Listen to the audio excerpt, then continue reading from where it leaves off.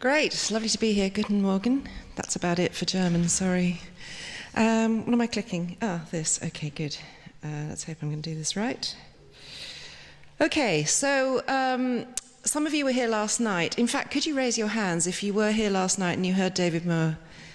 Okay, great. Not all of you, which I'm glad about, because David and I'm kind of reinforcing a lot of what he said yesterday. So I hope for those of you who were here, it's a reminder and more food for thought. For those of you who weren't, great, I've got you the first time round.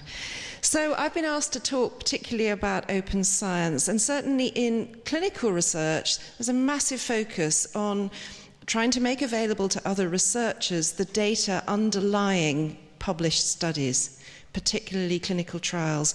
But I'm going to talk a bit about that, but not just about that.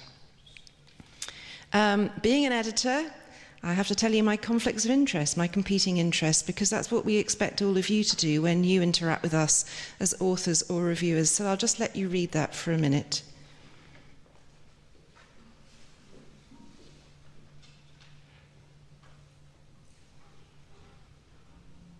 Someone did a really neat study at the American Society for Clinical Oncology, big conference that they hold every year, where they looked to see how many people comply with the requirement that you must give your competing interests at the start of your talk.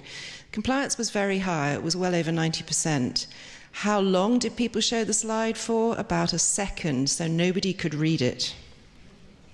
I'm talking about this, and I want to emphasize here that open science isn't just about open access and open data or sharing data. It's much more than that, and that's really the burden of what I've got to say in the next half an hour. So that's the sort of agreed definition of open science, and I particularly want to point out the open methodology. Results are meaningless. Data are meaningless if you don't know why and how they were generated and how the inferences were drawn from your results. So the open methodology is absolutely vital. I won't talk today about open peer review, but I can certainly answer questions informally over coffee, if you like, about that, because we've been doing it for years. BMJ Open has been doing it since launch in 2011. The BMJ does it. And we've also done randomized controlled trials on different models of open peer review. So happy to answer questions on that kind of offline. Okay. This is what you often see as a definition of open science, and this is from the great EU-wide project on responsible research and innovation, or RRI. And there's been lots of talk about the benefits of open science, and Horizon 2020 uses this as open as possible, as closed as needed mantra, which is important when you're talking about clinical data, data about people. It's very different from data about cells or tissues or reagents or animals. You do have to think about people's privacy and confidentiality. But again, this is really only about the results. It's not about the methods. This, David talked about briefly yesterday, and it's really important. Whether you're interested in clinical research or preclinical translational research, I would urge you to go and read these 5 articles in The Lancet. They were published in 2014. They're freely available to read at The Lancet, but also at the website of the Reward Alliance, which is the group which is continuing to take these issues forward. David's very involved with that. I'm a bit involved in it. But I just wanted to point out that I think these things apply across any kind of scholarly research, actually. It's really important, of course, to foster, encourage, and support innovation and exploratory research. But is it okay to just let people have free rein and do things that interest them, or should they always have in mind the users of the research, whoever they are?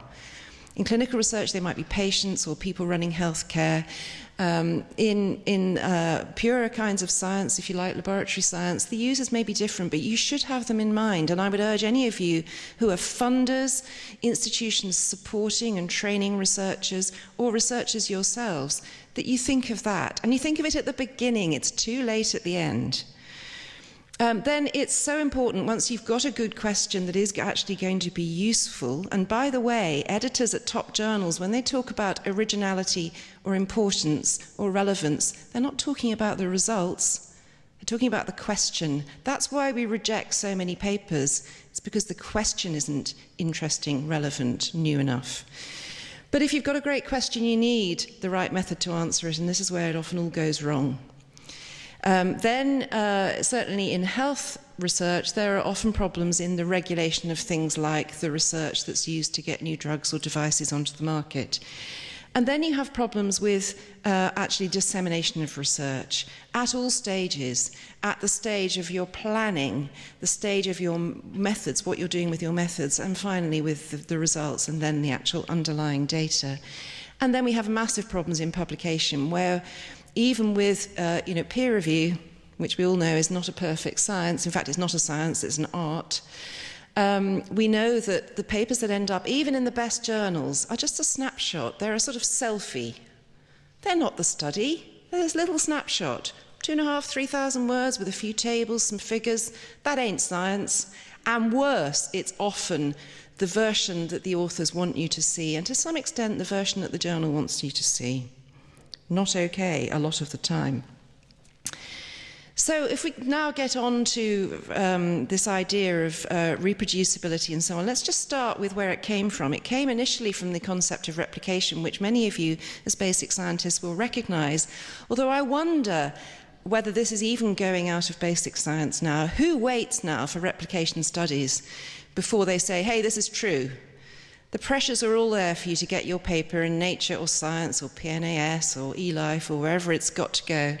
And you want to get it published and move on to the next thing. You don't want to hang around for replications and so on. I suspect that replication is going, and that's all the more reason why we actually need reproducibility in basic science, because we're not going to wait for loads of other groups to go, yeah, we tried it, not quite right, now we're doing it this way. Okay, this is the truth. No one's going to wait for that anymore. And we can't wait for it in public health, epidemiological and clinical research, which often takes a very long time. And you're taking people and doing stuff either to them, or with their information, or you're reconfiguring their healthcare. And these things take a very long time. They tend to take much longer than studies that you might do in a lab. And it's often neither practical, affordable, or ethical to actually try and replicate. Indeed, in a clinical trial, the ethics committee would tell you there is not what we call equipoise if you're going to repeat a trial where someone else has done it and they've already got the answer. Because to be randomized to one group or another, the researchers genuinely have to say, we don't know which one's better. So you're going to get this or that purely by chance because of our randomization. So the researchers have to be absolutely sure, hand on heart, that they don't know the difference between these two or more interventions. So replication is very tricky in that situation. So what we want is reproducibility, but absolutely not just reproducibility of results and data. Crucially, reproducibility of methods and reproducibility of inferences. That's so important. If you're interested in this issue, go and read that paper, because it's the one thing you have to read really to understand the concept of reproducibility. It's a great paper. So this is a quick advertisement, but I will take the opportunity, not least because the editor is here. So excuse me, this is an advertisement. It'll be very brief.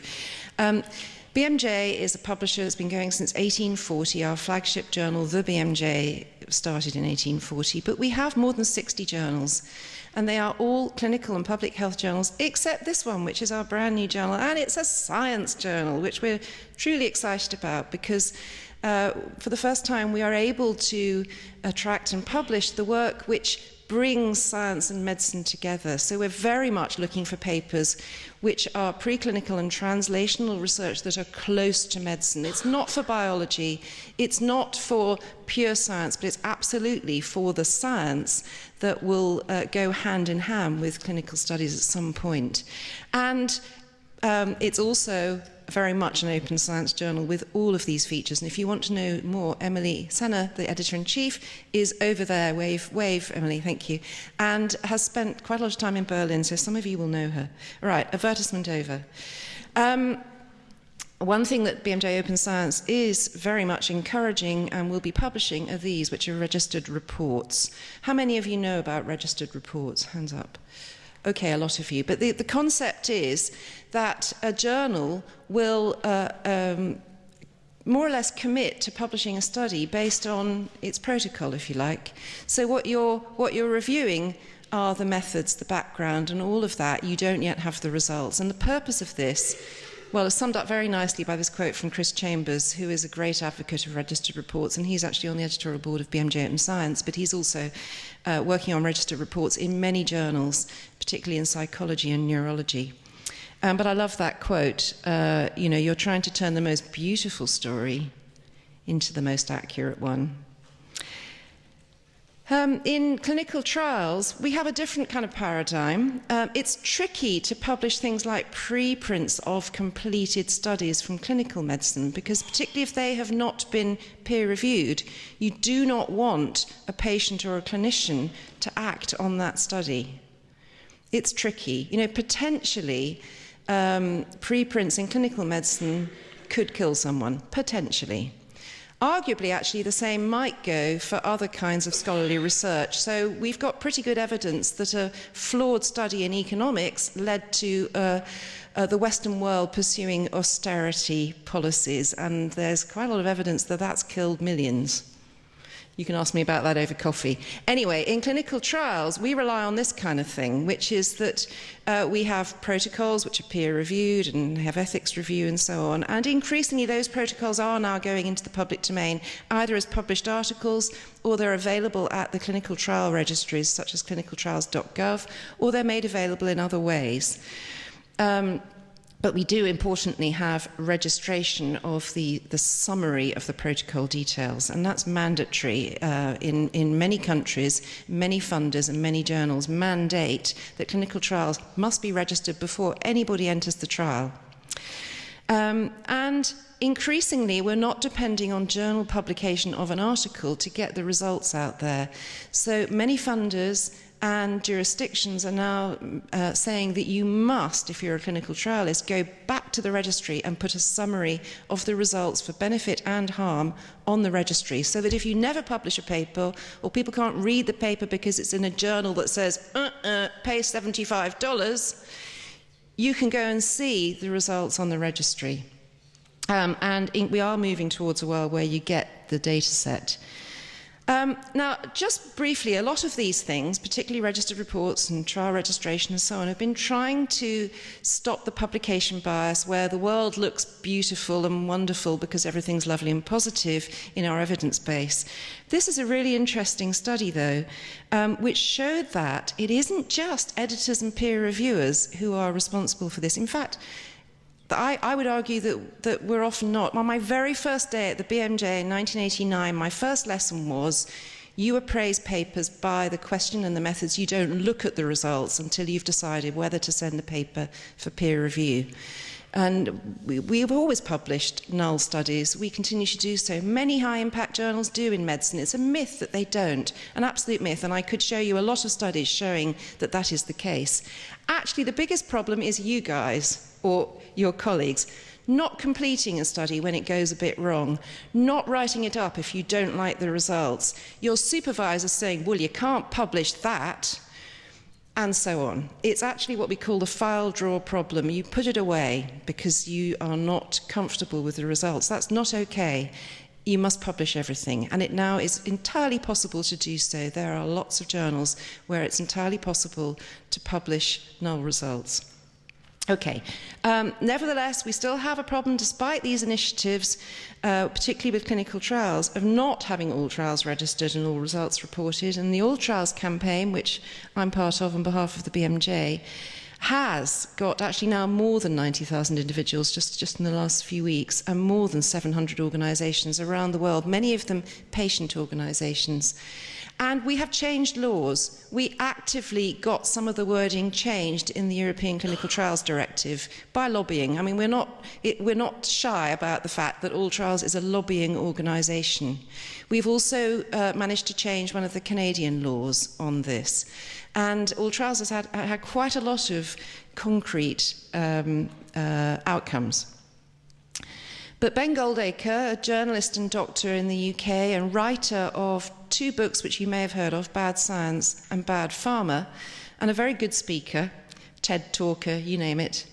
Regular guy, actually, apart from that. But anyway, he has moved on from all that stuff into audit, as David Mower mentioned last night, and David showed this slide too.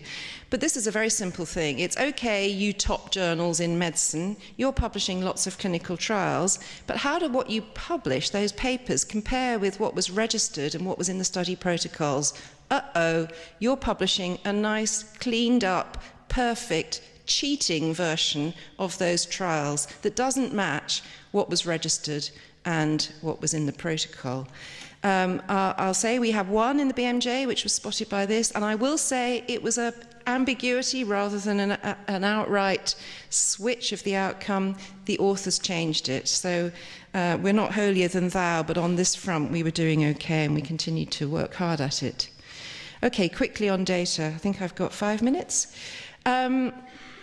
So this idea about making data available, particularly from clinical trials, and the reason we're focusing on trials is for 2 reasons. Firstly, because trials tend to generate high quality data. Well, we can argue about that, but high quality, if not always entirely representative data on things that you do to try and make people better, treatments and other interventions, such as a particular kind of healthcare or a medical device. So if you're trying to actually improve the treatments for patients, then what we want is to get as much as possible out of the trials. It's not enough to have one paper in a top journal or a couple of papers. If you've got a data set with 1 million points, which cost hundreds of thousands to generate, involved hundreds of patients giving their time altruistically, assuming that what they were doing was going to help lots of other patients, and all you do is you publish one paper in a paywalled journal. What a waste. So there's been a big movement and over the past few years, and the Institute of Medicine in the US has had a big influence with their very good report on all of this, and their argument is that we've got to change the culture. So pharma actually have stepped up. In fact, they took a lot of us by surprise. GSK, the international drug company, set up a platform, clinicalstudydatarequest.com, and put all of their data from all of their trials back to 2000 on there, and they've encouraged other companies to come along too. Some universities, such as Yale, are working with companies to, again, provide platforms to encourage them to make their data available to other researchers. We're not talking about open, public, online repositories. We're talking about controlled access, where you have to put in a proposal for a secondary study, and it's approved by an independent peer review committee, and then you get access to the data. However, data sharing can sometimes feel like data dumping, because you do need the metadata, the background, the story. You need to understand how a data set was generated and why. So far, there's only been one study published of some of these platforms. So these were the pharma platforms I mentioned on the last slide. And the other big problem you notice here is that they're not being used very much. So people have dumped all that data out there, and everyone's gone, And that's because we do not have the incentives. Who's going to spend several months doing a study using someone else's data when they don't get any incentives to do that and they get no funding to do it? We need grants, grant programs in clinical research, in epidemiology and in clinical trials, to say, this is high science. Doing reproducibility and replication studies is vitally important work. Ben Goldacre says we should do no more clinical trials. We should have a moratorium. We should stop doing them until we have properly found and analysed the data from the details of the trials that have already been done. Food for thought. But we do have a problem. We say we want the data sets, but if no one's going to use them, no one's funded to do those studies, then what's the point? If I was running an academic department, I hope I would say to my new MSc and PhD students, right, your first job is to go and do a reproducibility study looking at some of the previous work we've done in our department. Okay, the journals are beginning to do more. The International Committee of Medical Journal Editors, which is this bunch here, including the BMJ, that's all it is. It's just a bunch of editors that meet once a year and try to produce guidance that will help authors. And they have for nearly 30 years been producing what are called the uniform requirements or recommendations for biomedical manuscripts. Anyway, we now have this incoming policy saying that if you're going to publish a clinical trial in any of our journals, then you must have registered at the time of trial registration a data sharing plan, and then when you publish the paper in our journal or submit it to us, we expect you to provide the detail of what you're going to do with the data set, and then we expect you to stick to that, and if you're not going to, you've got to explain why in the paper. Briefly, because I think I've got 3 minutes. In English, when we're talking about incentives and rewards, we often think of the donkey, and the donkey or mule who's rather stubborn and doesn't want to move. So, you can try dangling a carrot in front, or you can try whacking the poor thing with a stick. And we often talk about carrots and sticks when we're thinking of incentives. It's a slightly cruder model than the one you presented earlier about changing behaviours and motivations. And the reference seems to have fallen off here. I'm sorry about that. This is from a paper by John Ioannidis and others, published in 2015, I think, in JAMA.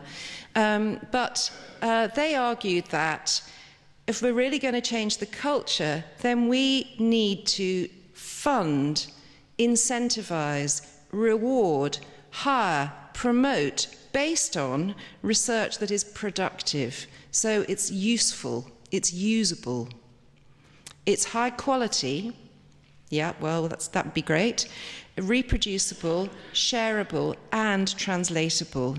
And for a clinical audience, he gave it this acronym PQRST, which was productive, quality, reproducibility, shareability, translatability. PQRST is part of the ECG or EKG curve for your heart. So he thought that clinicians in JAMA might read it if he put that in, I think.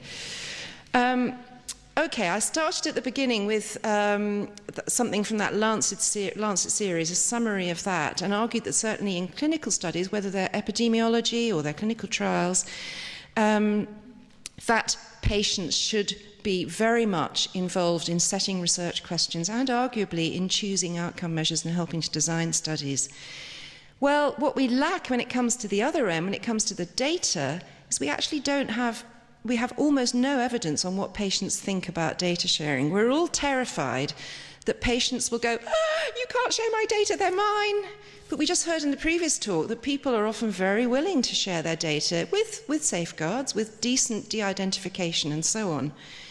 We do know from biobanking studies, and we know quite a lot from genomic studies, that patients actually say, what do you mean you're not going to share my data? What's the point? The whole point was to try and help other people and to get the most value out of this research.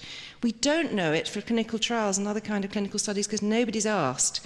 There was this debate in the New England Journal earlier this year, and so these were some of the views that were expressed, but actually we don't know. So if any of you are working in the area of trials, please go and do some studies with patients saying, what do you think about data sharing? How can we do this in ways that will benefit you and all of us? So, I just want to finish with that. This is Berlin in 1688, and we used to have city walls across Europe, and they were there. They were, relatively benign. They weren't just there to keep the bad guys out. They were also to sort of, put a boundary around the city and so on. But I really hope that the Quest Centre will be opening up any walls. It sounds like you will be. And my final word is a plea that the Quest Centre genuinely brings together preclinical, translational and clinical work with public health research and epidemiology, because those kinds of research are arguably more important than trials, because trials are not about real life, whereas epidemiology and public health research is about real life. I really hope you'll be bringing that into your umbrella too. Thanks very much.